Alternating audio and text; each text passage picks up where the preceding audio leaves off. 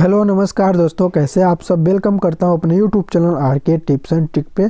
दोस्तों आज की इस वीडियो में हम बात करने वाले हैं जीवन की उत्पत्ति के बारे में। तो चलिए आज की इस वीडियो में देखेंगे जीवन की उत्पत्ति कैसे हुई और स्टेप बाय स्टेप समझेंगे कि जीवन की उत्पत्ति के बारे में क्या क्या चीज़ें ज़रूरी है और कैसे इसका निर्माण हुआ, कैसे हम लोग एक जीव की उत्पत्ति हुई। तो चलिए उसी के बारे में आज इस वीडियो में बात करेंगे।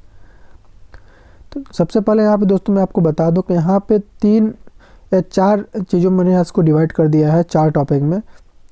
ठीक है, पहला है ब्रह्मांड की उत्पत्ति, दूसरा है सौरमंडल की उत्पत्ति और तीसरा है पृथ्वी की उत्पत्ति, उसके बाद जीवन की उत्पत्ति। सबसे पहले दोस्तों ब्रह्मांड की उत्पत्ति हुई, उसके बाद उस ब्रह्मांड के अंदर सौरमंडल की उत्पत्ति हुई, उस सौरमंडल के अंदर फिर पृथ्वी की उत्पत्ति हुई और पृथ्वी पे फिर जीवन आया। तो ये 4 टॉपिक हैं जो हमें आज समझना है। तो चलिए पहला यहाँ पे शुरू करते हैं ब्रह्मांड की उत्पत्ति। ठीक है, तो यहाँ पे पहला यहाँ पे है क्या, ब्रह्मांड की उत्पत्ति। ब्रह्मांड में जब ब्रह्मांड में कई सारे यहाँ पे जो है कि सौरमंडल हैं। जब उत्पत्ति हुई तो ब्रह्मांड की उत्पत्ति लगभग आज से 15 अरब वर्ष पूर्व महाविस्फोट सिद्धांत बिग बैंग थ्योरी के फलस्वरूप हुई। ठीक है, जो बिग बैंग थ्योरी था वो जो रूसी वैज्ञानिक थे AI ओपेरियन, उन्होंने इसके बारे में बताया है। अब महाविस्फोट क्या है? महाविस्फोट उसे कहते हैं जैसे कि एक भयंकर विस्फोट हो जाए और उसमें से कई सारे अलग अलग पार्ट निकले, उसी को हम महाविस्फोट कहते हैं। तो उस महाविस्फोट के बारे में AI ओपेरियन जो रूसी वैज्ञानिक थे बिग बैंग थ्योरी में उन्होंने बताया। इन्होंने अपनी पुस्तक द ओरिजिन ऑफ लाइफ में 1924 में इसके बारे में चर्चा की है और इसके बारे में पूरी तरह से बताया। और ये बहुत ही इम्पोर्टेंट है क्योंकि यही थ्योरी जो है कि आज के डेट में सबसे ज़्यादा अच्छे से इसको माना जाता है। ठीक है, अब आगे बात करते हैं। जो सेकंड नंबर है वो है अपना सौरमंडल।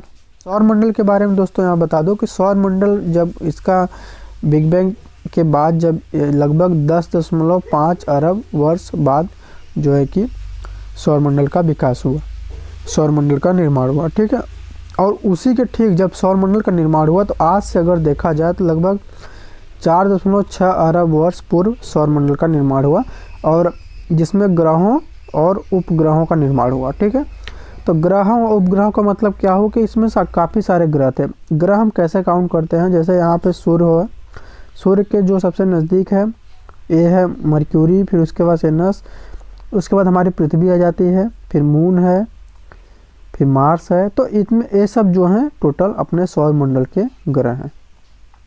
इसके बहुत सारे उपग्रह भी हैं। ठीक है, तो यहाँ पे आपने क्या समझा, सौरमंडल का विकास कब हुआ? बिग बैंग थ्योरी के 10.5 अरब वर्ष बाद, और आज से अगर देखा जाए तो 4.6 अरब वर्ष पूर्व सौरमंडल का निर्माण हुआ, जिसमें ग्रहों और उपग्रहों का निर्माण हुआ। ठीक है, आगे चले। ठीक है, आगे देखते हैं आप तीसरे नंबर पे पृथ्वी की उत्पत्ति। जब सौरमंडल का दोस्तों निर्माण हुआ उसके ठीक बाद उसी के साथ ही पृथ्वी की भी उत्पत्ति हुई। तो पृथ्वी की उत्पत्ति भी लगभग आज से वही 4.6 अरब वर्ष पूर्व सौरमंडल के साथ ही एक ज्वलनशील पिंड के साथ हुई। जब पृथ्वी की उत्पत्ति हुई तो उसमें पृथ्वी जो है कि बहुत ही ज़्यादा गर्म थी, पूरा गर्म थी। तो गर्म होने के कारण ये एक ज्वलनशील थी जिसमें काफ़ी सारे गैस भी थे पूरे इसके अंदर। ठीक है, इसके अंदर ये हमारी पृथ्वी। तो जब इसकी उत्पत्ति हुई तो ये लगभग 4.6 अरब वर्ष पूर्व सौरमंडल के साथ ही एक ज्वलनशील पिंड से हुआ, जिससे हमारी पृथ्वी आज काफ़ी ठंडी हो गई और रहने लायक हो गई है। यहाँ पे जीवन का विकास तभी हुआ। चलिए इसके बाद देखते हैं नेक्स्ट स्लाइड में। नेक्स्ट स्लाइड में हम लोग दोस्तों जानेंगे कि भूपटल का निर्माण कैसे हुआ। जैसे कि जो अभी हम जिस ज़मीन पर रह रहे हैं सबसे ऊपरी परत पे, इसको हम कहते हैं भूपटल। भूपटल, ठीक है, भूपटल कहते हैं। और इसका निर्माण कब हुआ? लगभग उसके बाद जब पृथ्वी की उत्पत्ति हुई उसके लगभग 0.6 अरब वर्ष बाद पृथ्वी की ऊपरी सतह जिसे हम कहते हैं भूपटल का निर्माण हुआ। भूपटल क्या है? जो ऊपरी पार्ट है उसे हम कहते हैं भूपटल, भूपटल को हम इंग्लिश में क्रस्ट भी कहते हैं।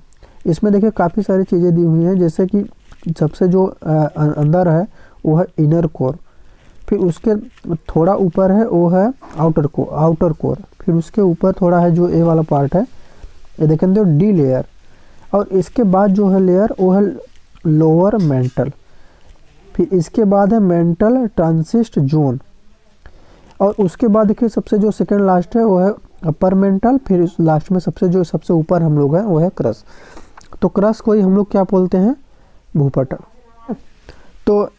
तो ये आप समझिए कि भूपटल का निर्माण कैसे हुआ। लगभग जब पृथ्वी की उत्पत्ति हुई उसके लगभग 0.6 अरब वर्ष बाद जो है कि पृथ्वी के ऊपरी सतह पर भूपटल का निर्माण हुआ। ठीक है, आगे चलें। ठीक है, आगे चलते हैं। अब बात करते हैं जो प्रमुख यहाँ पे जिन्होंने महाविस्फोट सिद्धांत के बारे में बताया है, बिग बैंग थ्योरी के बारे में, वो वैज्ञानिक है ए.आई. ओपेरियन जी, जो कि एक रूसी वैज्ञानिक है। इनकी एक तस्वीर मैंने आपको दिखाई है। ठीक है, इन्होंने अपनी पुस्तक जो क्या था, मेटेरियलिस्टिक थ्योरी, इस नाम से इन्होंने अपनी पुस्तक थी, उसके बारे में इन्होंने बताया है, द ओरिजिन ऑफ लाइफ के बारे में इन्होंने बताया है। ठीक है, इस थ्योरी के बारे में बताया है। अगर हिसाब से देखा जाए तो लगभग 3.8 अरब पूर्व से आदि सागर में जीवन की उत्पत्ति का यहाँ पे इन्होंने बताया कि जीवन की उत्पत्ति हुई। जीवन की उत्पत्ति कैसे हुई, काफ़ी सारी चीज़ मिलकर, जैसे कि पहला यहाँ पे कार्बनिक पदार्थ और रासायनिक पदार्थों का जो उद्विकास था उसके कारण हुई। उसे हम इंग्लिश में कहते हैं केमिकल इवैल्यूएशन। ठीक है, तो केमिकल इवैल्यूएशन के कारण ही जीवन की उत्पत्ति हुई, क्योंकि हमारे जो बॉडी है उसमें काफ़ी सारे केमिकल्स और कार्बनिक पदार्थों का ही ज़्यादातर मात्रा में आपको देखने को मिलेगा। ठीक है, चलिए आगे चलते हैं। यहाँ पे आपने क्या समझा कि जो रूसी वैज्ञानिक थे उन्होंने 1924 में मेटेरियलिस्टिक थ्योरी के नाम से अपनी पुस्तक द ओरिजिन ऑफ लाइफ में बताया है 3.8 अरब पूर्व क्या हुआ कि जीवन की उत्पत्ति हुई, कहाँ हुई, आदि सागर में हुई। किसके कारण हुई, कार्बनिक पदार्थों से लेकर रासायनिक पदार्थों का जब उद्विकास हुआ, उसका निर्माण हुआ, उसमें केमिकल इवोल्यूशन हुआ, उसके बाद जो है कि ए.आई. ओपेरियन जी के अनुसार जीवन की उत्पत्ति होते हैं। अब देखते हैं पृथ्वी किस अवस्था में थी उस समय। ठीक है, तो ए.आई. ओपेरियन जी जो रूसी वैज्ञानिक थे उनके अनुसार उसमें पृथ्वी का जो तापमान था वो 3000 से 6000 डिग्री सेल्सियस था और बहुत ही ज़्यादा गर्म अवस्था में। तो पृथ्वी क्या थी उस समय, पृथ्वी सबसे गर्म अवस्था में थी।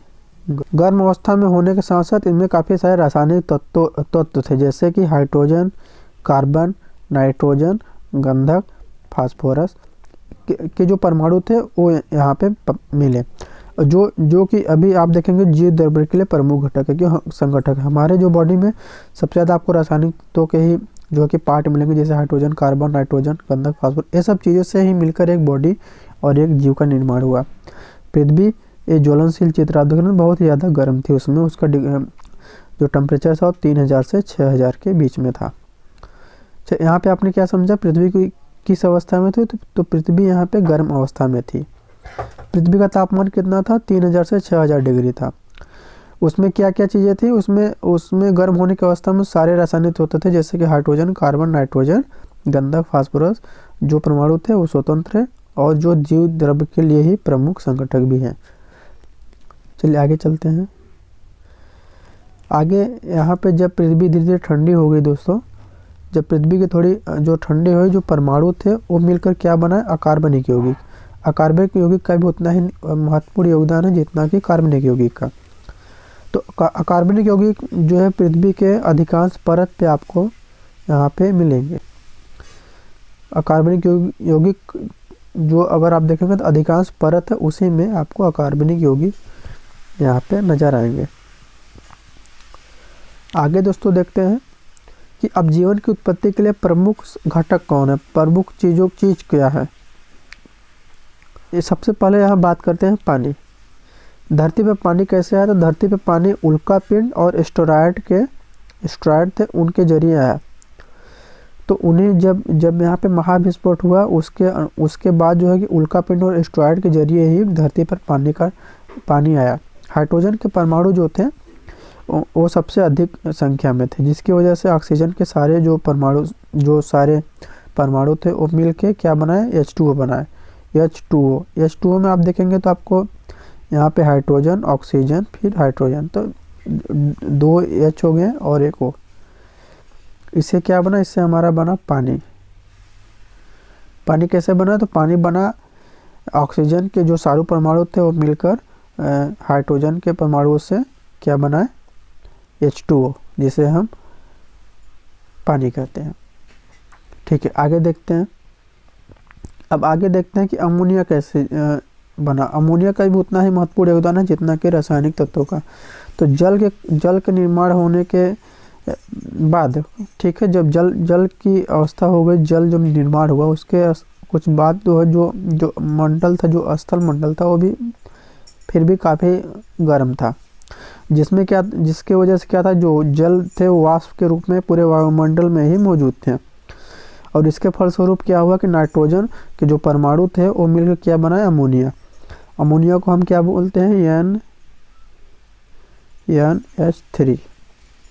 ठीक है, NH3 का निर्माण हुआ, रासायनिक नाम है। ठीक है, अब आगे देखते हैं अमोनिया कैसे बना। तो अमोनिया जल के निर्माण के होने के कुछ समय बाद, जब जो स्थल मंडल था वो बहुत ही गर्म था और उसके वजह से वाष्प के रूप में जो वायुमंडल में जो जल थे वो वाष्प के रूप में वायुमंडल में ही मौजूद थे, जिसके फलस्वरूप क्या था, नाइट्रोजन और परमाणु जो थे, नाइट्रोजन के परमाणु जो थे वो अमोनिया NH3 का निर्माण किए। अब इसके बाद देखते हैं दोस्तों, इसके बाद अब बात करते हैं यहाँ है कार्बनिक यौगिकों का निर्माण। तो कार्बनिक यौगिकों का निर्माण कैसे हुआ, ताप के और कम होने पर, जब पृथ्वी पर ताप और कम हुआ उसके बाद अणुओं जो आकर्षण और प्रतिक्रिया की वजह से कार्बनिक यौगिकों का निर्माण हुआ, जैसे कि अमीनो एसिड, वसी अम्ल, प्यूरिन्स, मीथेन और शुगर। इन सभी चीज़ों का निर्माण कब हुआ, जब पृथ्वी पर ताप और कम हुआ और उन जो अणु थे उनके आकर्षण और प्रतिक्रिया की वजह से कार्बनिक यौगिकों का निर्माण हुआ, जिसमें अमीनो एसिड, वसी अम्ल, प्यूरिन, मीथेन, शुगर, इन सभी रासायनिक प्रतिक्रियाओं की क्या था। उसके बाद जब इतना ये चीज़ हो गया, उसके बाद क्या था, इन सभी जो रासायनिक प्रतिक्रियाएं हैं उनको क्या चाहिए था, उनको ऊर्जा की ज़रूरत थी। तो ऊर्जा की ज़रूरत के लिए यहाँ पे 2 चीज़ें जो है कि महत्वपूर्ण है, एक कास्मिक और अल्ट्रावायलेट किरणें। अब ये दोनों कहाँ से प्राप्त हुए, चलिए इसके बारे में देख लेते हैं स्लाइड में। अब बात करते हैं कि कास्मिक और अल्ट्रावायलेट किरणें क्या है। कास्मिक और अल्ट्रावायलेट किरणें हमें कहाँ से मिली, तो कास्मिक किरणें जो हैं वो ऊर्जा वाले कण होते हैं। क्या होते हैं, ऊर्जा वाले कण होते हैं, जो अंतरिक्ष में बाहरी भाग में उत्पन्न होती है। ठीक है, इनकी गति लगभग प्रकाश की गति के समान होती है। जिससे जितना गति प्रकाश का होते है उतनी गति कास्मिक किरणों का भी होता है, और ये पृथ्वी के चारों तरफ पाई जाती हैं। आप पृथ्वी के ऊपरी साइड में आप देखेंगे पूरे पृथ्वी को एक छाते की तरह ढक लेंगी। ठीक है, ऐसे। तो इस तरीके से जो है कि कास्मिक किरणें मिली। अब आगे देखते हैं अल्ट्रावायलेट के बारे में। अब बात करते हैं अल्ट्रावायलेट किरणें। सूरज की किरणों में 3 तरह के यूवी होते हैं। यूवी मतलब अल्ट्रावायलेट। पहली होती है यूवीए, ये सूरज के जरिए धरती पर पहुंचने वाले सबसे अधिक अल्ट्रावायलेट किरणें हैं। ये बहुत ही शक्तिशाली होती हैं, जो कि हमारे त्वचा को छेद कर हमारे शरीर में घुस भी सकती हैं। तो ये बहुत ही पावरफुल होती हैं। रासायनिक कार्बनिकों के यौगिकों के निर्माण होने के फलस्वरूप ही क्या हुआ कि जीवन की उत्पत्ति हुई। जीवन की उत्पत्ति के संभव के लिए ये सब जो केमिकल्स है, जो जल था, जो पानी, ये सब चीज़ों का ज़रूरत थी। तो इस वजह से इन सब चीज़ों के बाद ही एक जीव का निर्माण होता है, और जिसके लिए ये सब चीज़ों की आवश्यकता होती है, जिसमें जल, कार्बनिक यौगिक, रासायनिक यौगिक, अकार्बनिक यौगिक।